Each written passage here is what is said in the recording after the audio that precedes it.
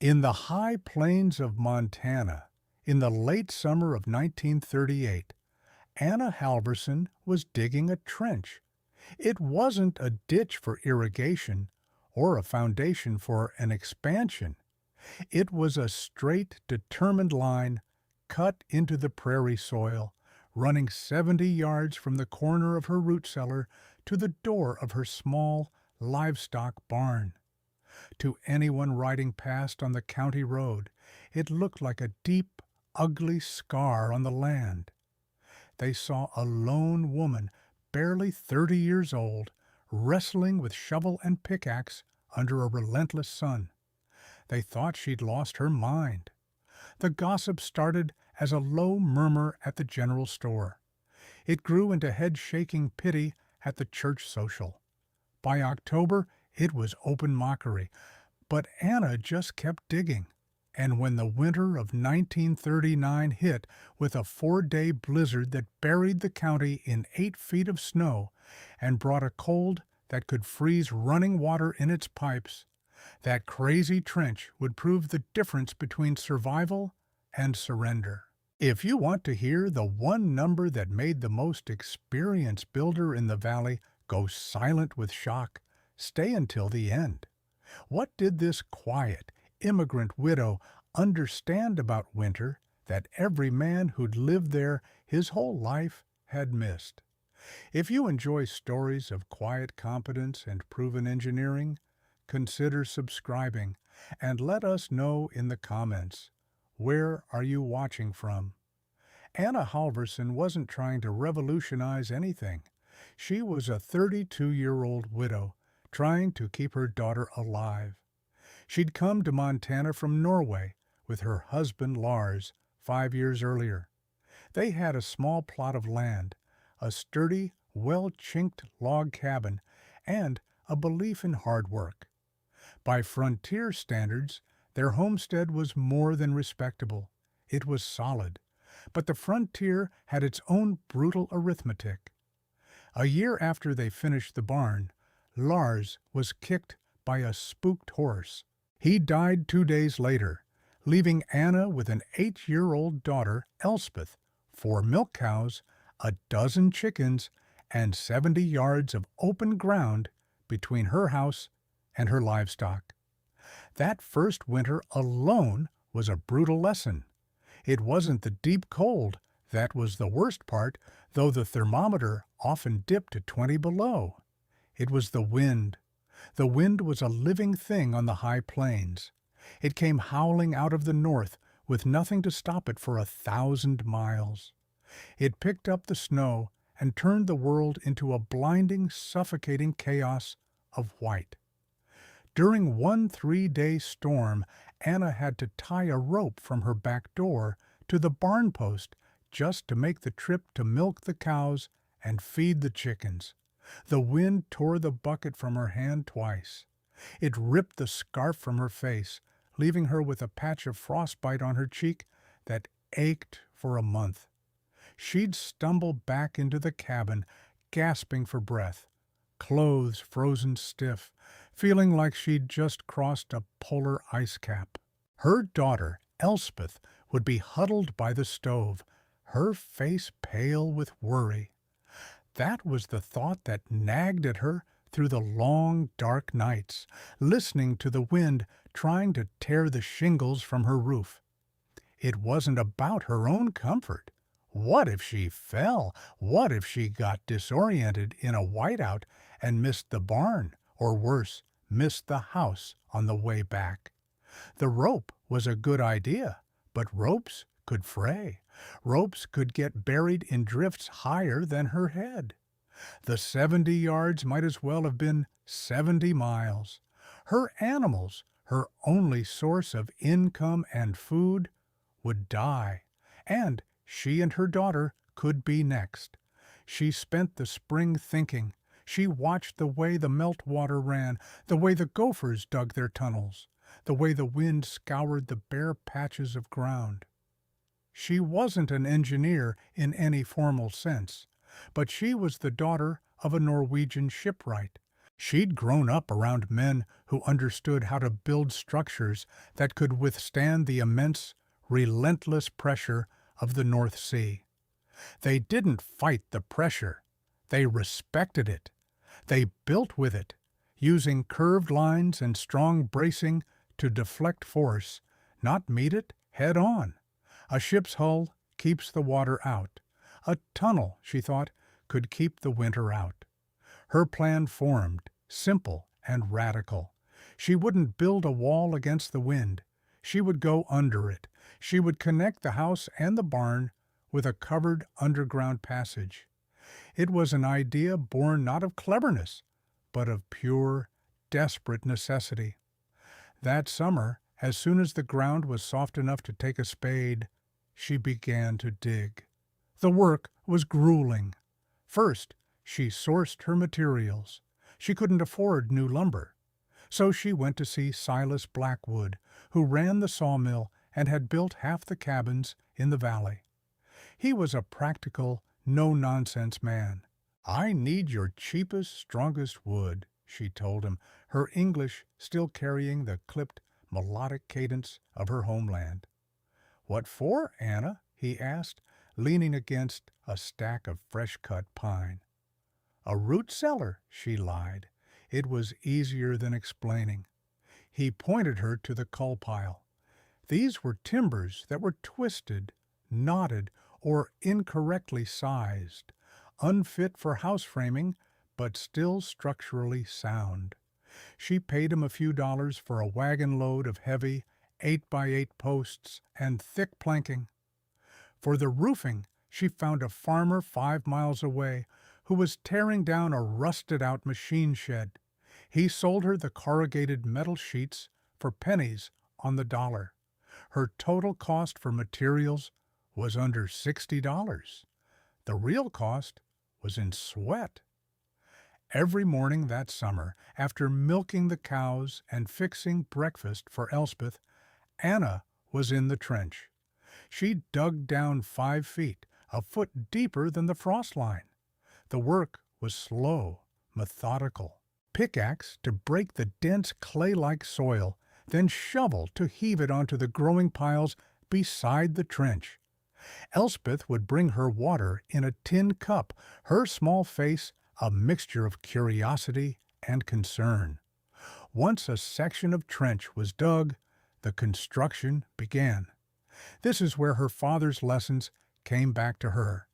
First, she laid a 6-inch bed of coarse gravel along the entire bottom of the trench. This was for drainage. Water, she knew, was the enemy.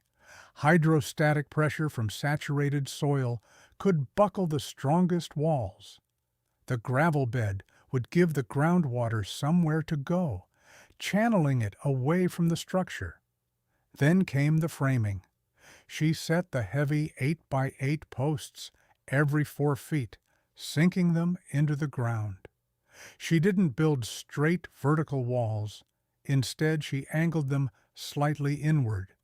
Then she built the roof supports in an A-frame shape. A flat roof, she reasoned, would have to bear the entire weight of 5 feet of earth plus several feet of snow. It would eventually fail. But an A-frame, like the prow of a ship, would deflect the pressure. The weight of the earth would push down and in, compressing the structure and actually making it stronger. It was a principle as old as the pyramids. She'd work on a section, then pause, studying the angles, her hand resting on the rough-sawn wood. She could hear her father's voice. "Let the sea have its way, but tell it where to go." She was telling the earth where to go. Between the posts, she nailed the thick planking, creating solid walls. She left small, deliberate gaps at the top and bottom of the walls every 10 feet. This wasn't a mistake. This was for ventilation. A completely sealed tunnel would trap moisture from her breath and the animals, leading to dampness and mold.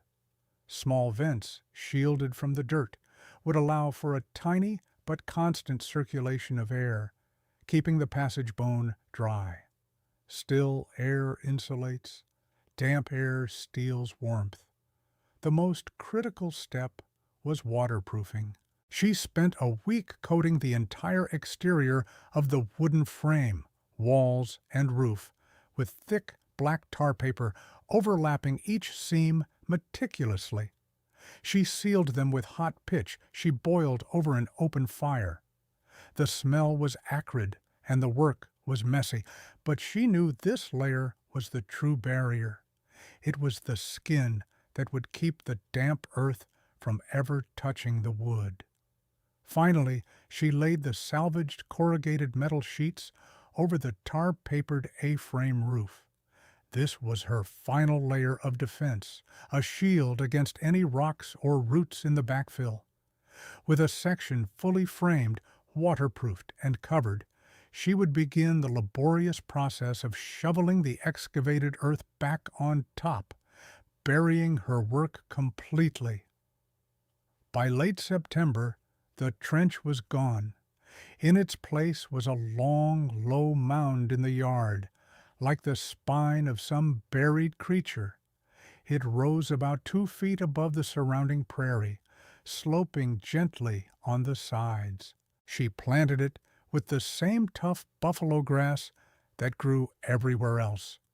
From the outside, the only signs of what lay beneath were 2 sturdy insulated doors, one built into the stone wall of her root cellar, the other replacing the original door of the barn. The final cost was $58 and an entire summer of her life. Elspeth was hesitant at first. "It's dark, Mama." Anna lit a lantern. "It's safe," she said, her voice echoing slightly in the long, narrow space. It smelled of fresh earth, pine, and tar. It was 4 feet wide and 6 feet high at the peak of the A-frame. She could walk its length without stooping. "This is our path for winter," she said. And when neighbors saw the strange, long hump in her yard, they didn't see engineering. They saw eccentricity. They saw a woman's grief turned into a bizarre obsession. The ridicule, which had been a quiet stream all summer, became a river. It started with Silas Blackwood. He stopped by on his way back from a delivery, his truck rattling to a halt. He was a good man, but he was a man who trusted what he knew, and he'd never seen anything like this. He walked the length of the mound, kicking at the soil with the toe of his boot. "Anna," he said, not unkindly, "I sold you that wood for a root cellar. What is this?" "A covered way to the barn," she answered simply. He stared at her, then at the mound, a deep frown creasing his forehead. "You buried it?" "Yes." "Anna, the soil pressure. A heavy rain, a deep snowmelt. It'll crush that thing like a matchbox. The weight is tremendous. Your framing isn't rated for that kind of load." He was speaking from decades of experience, building things that stood up in the air, exposed to wind and snow. The physics of being buried were different, and he was applying the wrong rules. "The roof is peaked," she said. "It will hold." He shook his head, a look of genuine concern on his face. "I hope you're right, but I think this was a mistake, a dangerous one." The next to visit was her brother-in-law, Thomas. He was Lars's younger brother, a ranch hand who felt a clumsy, protective duty toward his brother's family. He sat at her kitchen table, turning his hat over and over in his hands. "Anna, I have to be honest with you," he started, his eyes fixed on the tablecloth. "People are talking. They're worried about you, about Elspeth." Anna poured him a cup of coffee and waited. "They're calling you the prairie mole," he said, the words coming out in a rush of embarrassment. "They think, well, they think the grief has gotten to you. Silas says that tunnel is a death trap, that it'll collapse in the first big storm. People are going to think you're either scared or incompetent, maybe both. The words were meant as a kindness, a warning from family, but they cut deeper than any stranger's jibe. The idea that people saw her not as resourceful, but as fearful, not as competent, but as foolish. It stung. She looked out the window at the mound, its gentle slope barely visible in the fading light. "I'm not trying to impress anyone, Thomas," she said, her voice steady. "I'm trying to keep my family warm and fed." The cruelest insult came at the general store in town. She was buying flour and salt when a group of ranch hands came in. One of them, a loudmouth named Jed, saw her and grinned. He spoke to the store owner, but his voice was loud enough for everyone to hear. "Heard Anna's digging to China," he boomed, slapping his thigh. "Guess she's afraid of a little snow." The other men chuckled. Anna paid for her goods, her face a stoic mask, and walked out without a word. She didn't let them see the flush of anger and humiliation that burned on her cheeks. She just kept walking. Even the institutions had their doubts. Mr. Davies, the county extension agent, made a special trip out. He was a man of science and government bulletins, of charts and approved methods. He inspected the cellar door and the barn door, paced the length of the mound, and took meticulous notes on a clipboard. "Mrs. Halverson," he said, adjusting his spectacles, "this is highly unconventional. I've reviewed every bulletin from the Department of Agriculture on storm-proofing and livestock management. There is no mention of subterranean passages. We have concerns about ventilation, structural integrity, and potential for flooding." "It has ventilation," she said. "It will not flood. It is strong." "Perhaps," he said, his tone skeptical, "but it is an unknown. We cannot endorse it. I'll have to note it as an experimental and potentially hazardous structure in my report."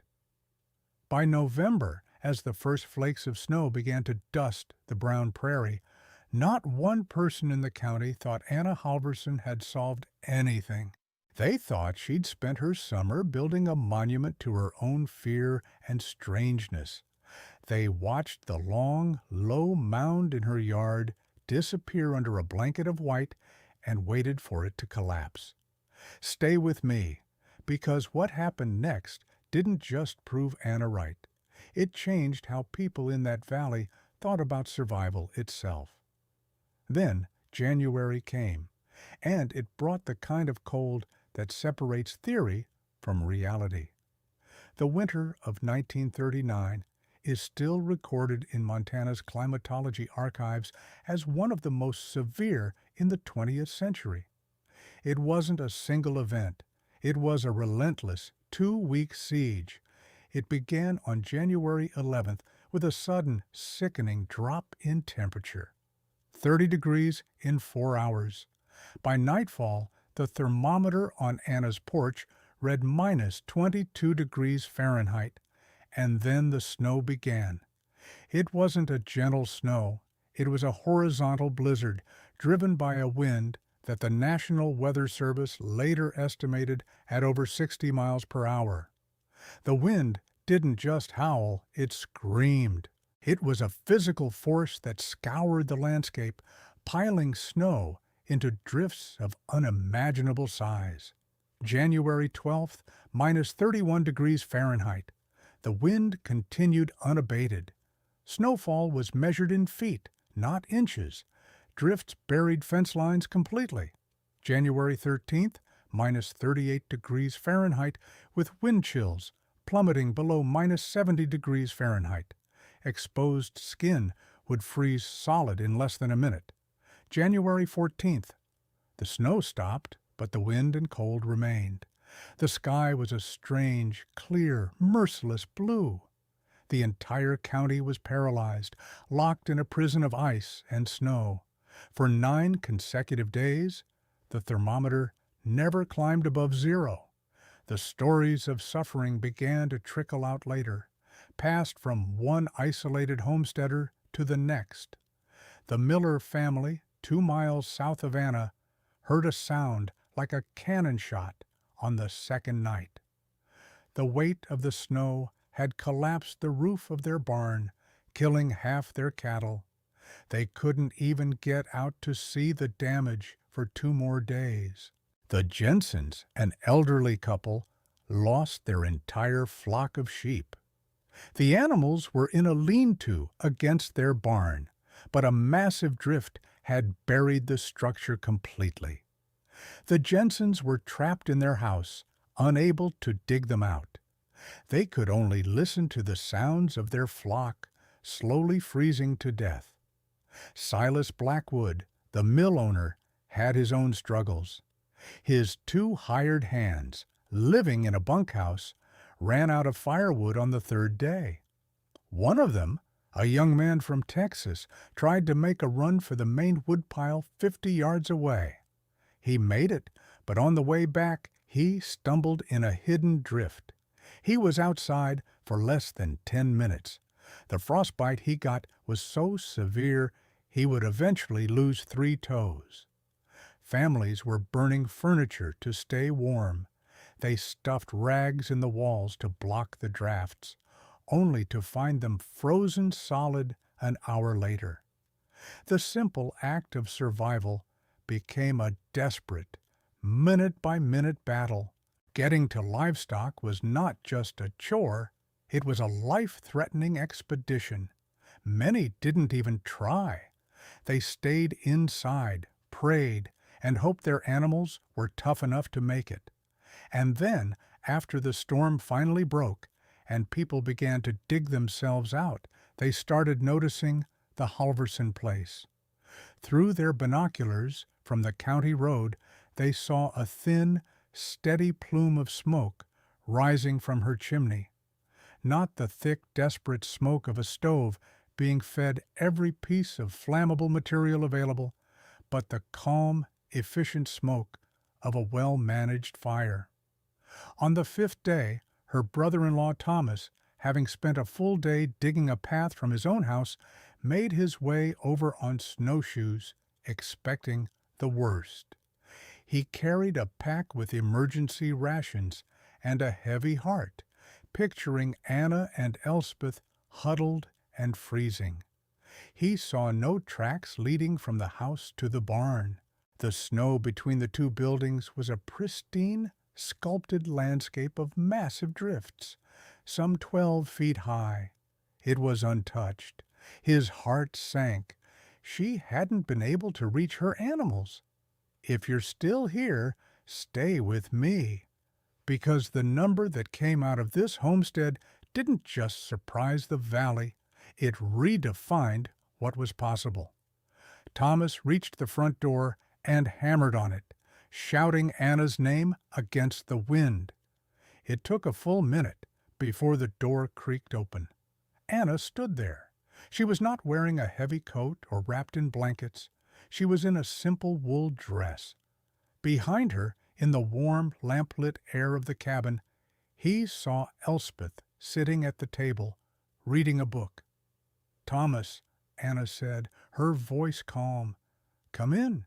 You look frozen." He stumbled inside, overwhelmed by the sudden warmth. The cabin was comfortable, not just survivable, but genuinely warm. He guessed it was at least 60 degrees. "Anna, are you all right?" he stammered, pulling off his ice-caked gloves. "Your animals, I see no tracks." "We are fine," she said, handing him a steaming mug of coffee. "The cows have been milked. The chickens are fed." Thomas stared at her, confused. "How? How could you? The drifts—" Anna simply nodded toward the back of the cabin, toward the door to the root cellar. "Come," she said. She led him down the stone steps into the cellar, which was cool and smelled of earth and potatoes. In the far wall was the new door, the one that led to the tunnel. She lifted the heavy bar, pulled it open, and gestured for him to enter. He hesitated, the warnings from Silas and the others echoing in his mind. He expected a collapsed, icy tomb. He stepped through. The warmth of the house was gone, but the air in the tunnel was shockingly still. It was cool, perhaps 40 degrees, but there was no wind. Absolutely none. It was silent, except for the sound of their footsteps on the hard-packed dirt floor. A single lantern hanging from a peg cast a steady yellow glow down the long passage. The wooden walls were dry to the touch. The air was fresh, not stale. He could see the small ventilation gaps she had built, a faint trickle of cold air mixing with the warmer air from the barn and house, creating a slow, constant circulation. He walked the 70 yards in a state of stunned disbelief. He was underground, shielded from a wind that could strip flesh from bone, walking in a calm, protected space while a landscape of Arctic devastation raged just 5 feet above his head. He reached the other end, and Anna opened the second door. The warmth and smell of the barn hit him. The 4 cows were in their stalls, chewing their cud contentedly. The chickens clucked softly in their enclosure. The barn was not warm, but it was well above freezing, holding the body heat of the animals. It was a pocket of life, completely untouched by the storm. He saw the full milk cans, the replenished hay, the scattered chicken feed. Anna had been moving between her home and her work as if the blizzard didn't exist. You did this every day?" he asked, his voice full of awe. "Twice a day," she replied. "Same as always." He followed her back through the tunnel, his mind struggling to process the sheer simple brilliance of it. Back in the warmth of her kitchen, he finally asked the question, "How much wood have you burned?" "A little more than usual," she said. "The house gets cold, but not so much." She had been using her fuel to heat her home, not to fight a constant war against icy drafts from a door being opened to a blizzard 2 or 3 times a day. Her fuel consumption was likely 30% less than her neighbors who were struggling to keep their homes above freezing. But the truly impossible number wasn't about fuel. It was about life. "How many did you lose?" Thomas asked quietly, thinking of the miller's crushed cattle and the Jensen's frozen sheep. Anna looked at him, a flicker of confusion in her eyes. "Lose?" she asked. "I lost none." 0. 100% survival, in a storm that the county agent would later estimate had killed nearly 20% of the region's livestock. That was the number. 0 losses. It wasn't incremental. It was categorical. The news spread as fast as thawing roads would allow. A week later, Silas Blackwood's truck rumbled up her lane again. He didn't come to mock or warn. He came with a calibrated thermometer and a look of deep curiosity. Anna let him in. The first thing that hit him, just as it had hit Thomas, was the warmth, a blast of comfortable 65-degree air. He looked past Anna.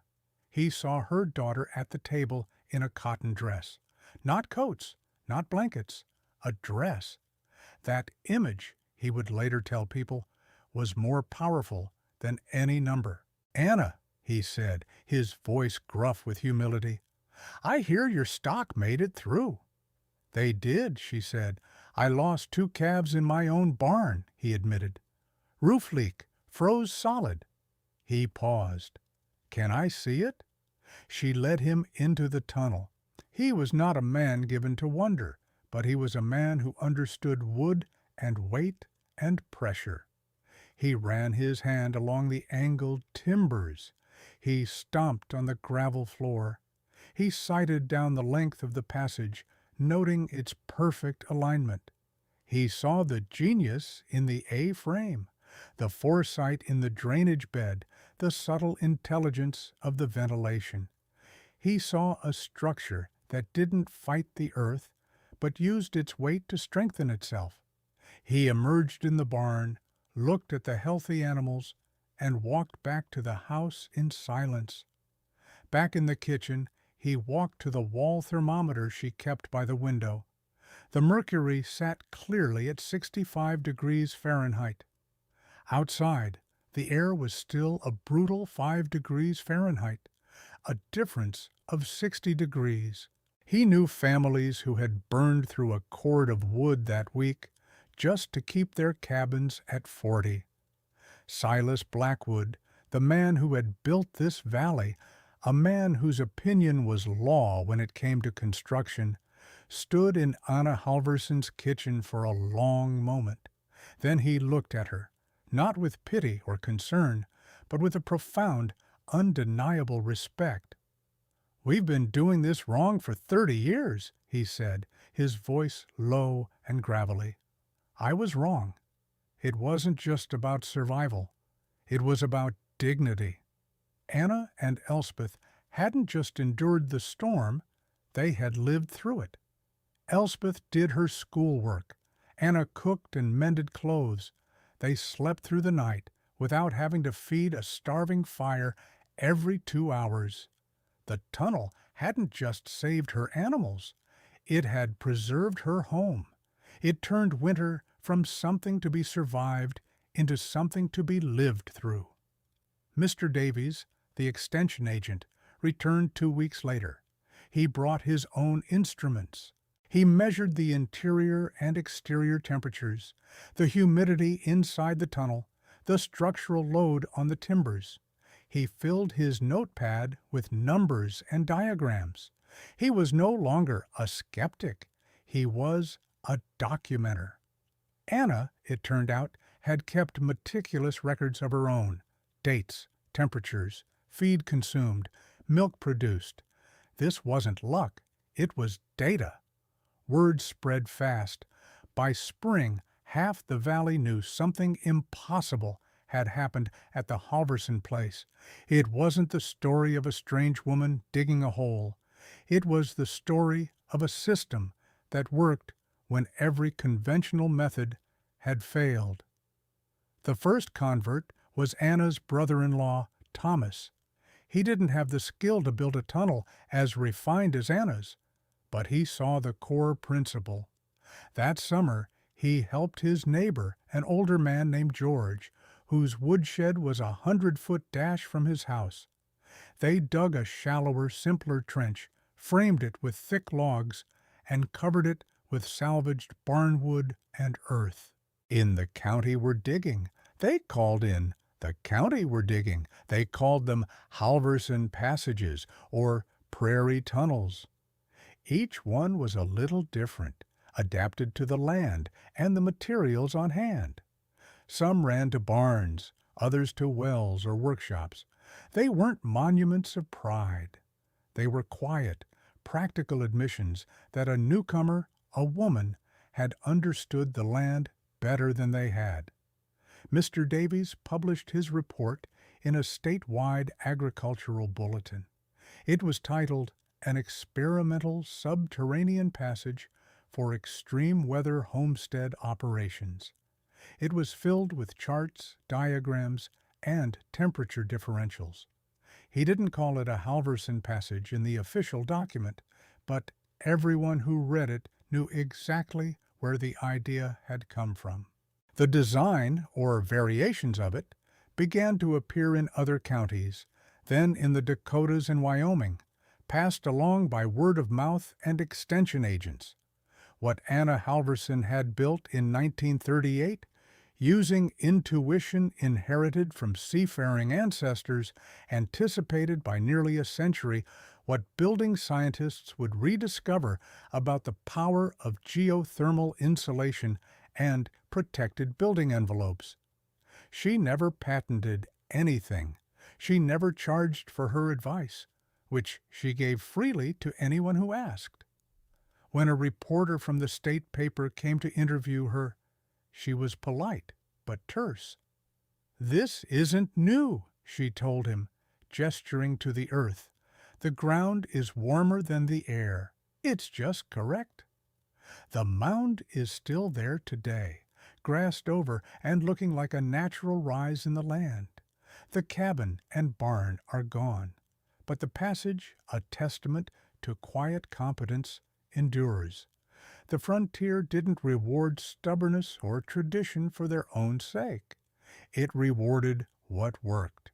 It rewarded the person who was willing to look at a deadly problem, ignore the mockery of the crowd, and build a better solution based on the simple, irrefutable laws of physics. Drop a comment. Where are you watching from? What's the coldest winter you've ever faced? Subscribe for more stories of proven frontier ingenuity every week. This video presents historically inspired reconstructions of frontier engineering. The characters and specific names are fictional, but the techniques are based on real historical practices and the timeless principles of thermodynamics and structural engineering.